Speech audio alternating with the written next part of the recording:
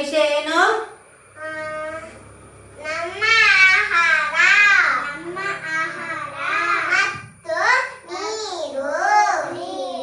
Very good. ಈಗ ನಾವು ನೀರಿನ ಬಗ್ಗೆ ಸ್ವಲ್ಪ ಮಾತನಾಡುವ, ಆಯ್ತಾ?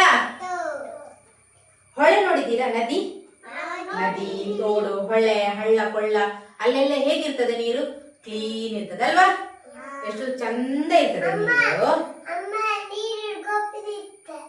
ನೀರಿನಲ್ಲೆಲ್ಲ ನೀವು ಆಟ ಆಡಿದ್ದೀರಲ್ಲ, ಆ ನೀರು ಮೀನುಗಳ ಮನೆ, ಗೊತ್ತಾಯ್ತಾ?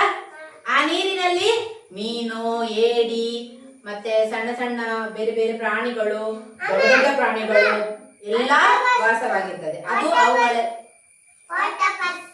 ಆಕ್ಟೋಪಸ್ ಇರ್ತದೆ, ಅದೆಲ್ಲ ಆ ನೀರು ಅವುಗಳ ಮನೆ, ಆಯ್ತಾ?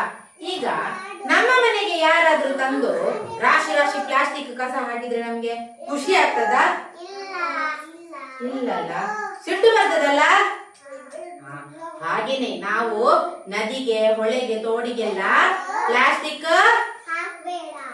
ಹಾಕಬಾರ್ದು.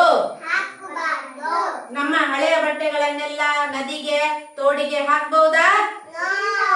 ನೋ, ಹಾಕ್ಲಿಕ್ಕೆ ಇಲ್ಲ. ನಮ್ಮ ಮನೆಯ ಕಸವನ್ನೆಲ್ಲ ಹೀಗೆ ಗುಡಿಸಿಕೊಂಡೋಗಿ ನದಿಗೆ ಹಾಕ್ಬೋದಾ? ಹಾಕ್ಬಾರ್ದಾ?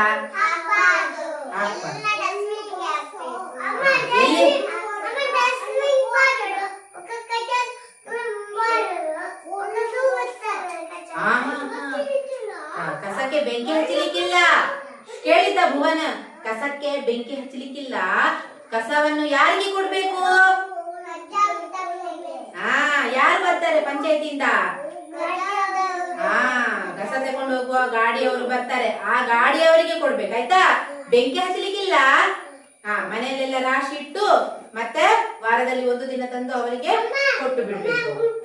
ನದಿಗೆ ಹಾಕ್ಬಾರ್ದು. ನಮಗೆ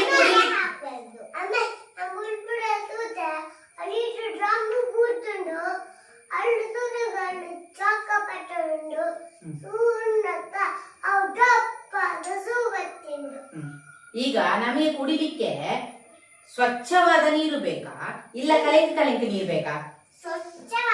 ಸ್ವಚ್ಛವಾದ ಕ್ಲೀನ್ ನೀರು ಬೇಕು ಕುಡಿಲಿಕ್ಕೆ. ನಾವು ಆರೋಗ್ಯವಾಗಿರ್ಬೇಕಾದ್ರೆ ಕ್ಲೀನ್ ವಾಟರ್ ಬೇಕು ಕುಡಿಲಿಕ್ಕೆ, ಆಯ್ತಾ? ಅದಕ್ಕೋಸ್ಕರ ನಮ್ಗೆ ಕ್ಲೀನ್ ನೀರು ಬೇಕಾದ್ರೆ ನಾವು ನೀರನ್ನು, ಕೊಳಕು ನೀರು ಕುಡಿಬಾರ್ದು.